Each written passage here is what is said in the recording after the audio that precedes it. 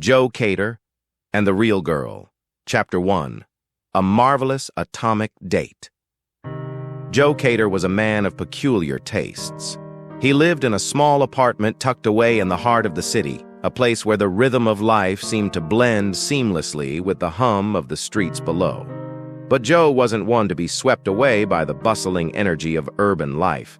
Instead, he found solace in the company of his anatomically correct sex doll girlfriend, whom he affectionately named Josephine. As the evening sun dipped below the horizon, casting a warm glow across the cityscape, Joe meticulously prepared for his date with Josephine. He adorned the small dining table with a crisp white tablecloth, arranging a bouquet of fresh roses at its center. Soft candlelight flickered in the dimly lit room, casting dancing shadows on the walls. Joe spared no detail in ensuring the ambience was perfect for their evening together. With a gentle touch, Joe brushed his hand against Josephine's soft silicone skin, marveling at the lifelike texture beneath his fingertips. Though made of glass, her eyes seemed to sparkle with a warmth that mirrored his own. He couldn't help but smile as he straightened her posture, adjusting the delicate strands of her hair with meticulous care. "Josephine, my dear," Joe said softly, his voice carrying a hint of anticipation. "Tonight is a special night for us, a night to celebrate our love." He carefully lifted Josephine from her perch on the couch, cradling her in his arms as he carried her to the dining table. With a gentle motion, he seated her in the chair opposite his own, ensuring that she was positioned just so. To an outsider, it may have seemed like an ordinary scene, a man and his companion sharing a meal together. But to Joe, it was a moment of pure bliss. As the evening progressed, Joe regaled Josephine with tales of his day, speaking to her as though she were a dear friend. He poured her a glass of wine, careful not to spill a drop as he raised it to her lips. Though she couldn't drink, he imagined the taste of the wine on her tongue, savoring the illusion of shared indulgence. They laughed together, the sound echoing through the quiet apartment like music to Joe's ears. He reached across the table, intertwining his fingers with hers in a gesture of intimacy. To him, there was no distinction between fantasy and reality. In Josephine's presence, he found a kind of companionship that transcended the limitations of the physical world. As the night wore on, Joe found himself lost in conversation with Josephine, their words flowing effortlessly between them.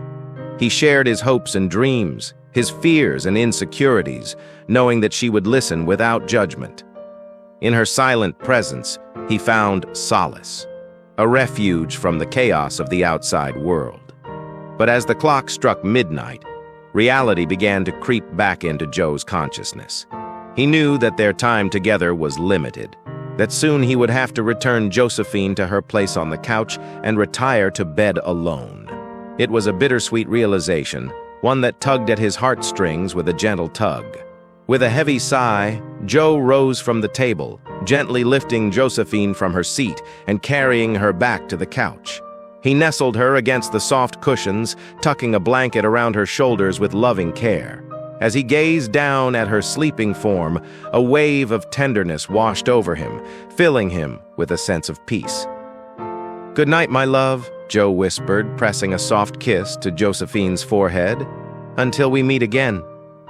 And with that, he turned off the lights and retreated to his bedroom, the memory of their evening together lingering in his mind like a sweet dream. In the darkness of the night, he held on to the warmth of her presence, knowing that in the quiet solitude of his apartment, he would always find comfort in the arms of his anatomically correct sex doll girlfriend, Josephine.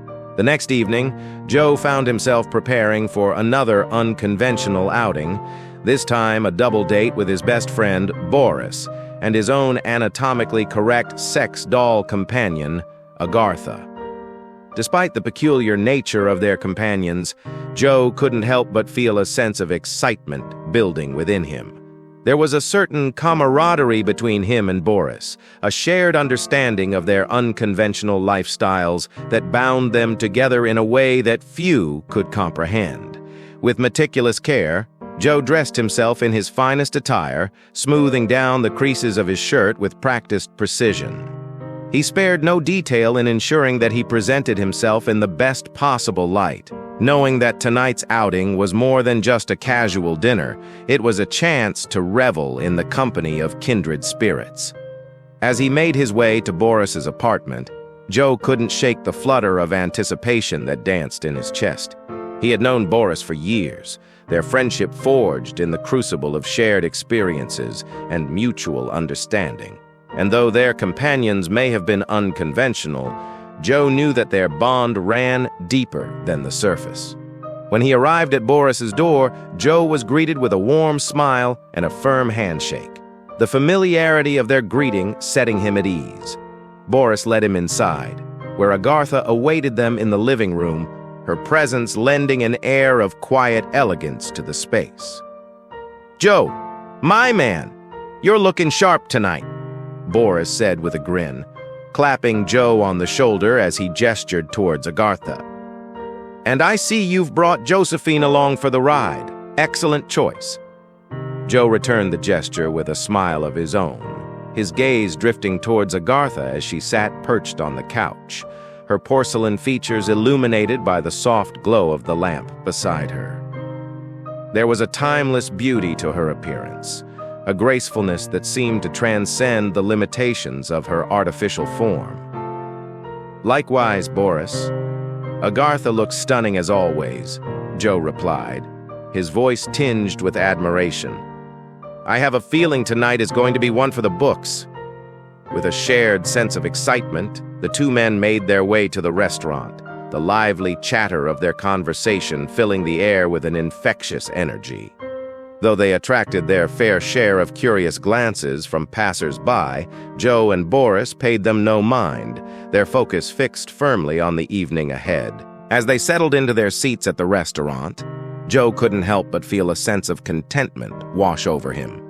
Here, surrounded by good food and good company, he felt more alive than he had in years, and though their companions may have been unconventional, Joe knew that the bond between them was as real as any he had ever known. Throughout the evening, the conversation flowed effortlessly between them, weaving a tapestry of shared memories and inside jokes that served to deepen their connection. They laughed and reminisced, their words punctuated by the clink of glasses and the hum of the bustling restaurant around them. But amidst the laughter and camaraderie, there lingered a sense of melancholy, a reminder of the fleeting nature of their companionship. Joe knew that their time together was limited, that soon they would have to return to their respective apartments and resume their solitary lives once more. As the evening drew to a close, Joe found himself lost in thought, his gaze drifting towards Josephine as she sat beside him, her expression frozen in a serene smile. He felt a pang of longing deep within his chest, a yearning for something more than the fleeting moments they shared. But as he looked around at the faces of his friends, Joe realized that he was not alone, that amidst the loneliness and longing, there was a glimmer of hope, a spark of connection that bound them together in a way that transcended the limitations of their artificial companions. With a renewed sense of purpose, Joe raised his glass in a silent toast to the night ahead, knowing that no matter where life may take them, he would always find solace in the company of kindred spirits, both real and artificial alike. As they made their way home under the cover of the night sky, Joe couldn't help but feel a sense of gratitude for the friendships that had sustained him through even the darkest of times.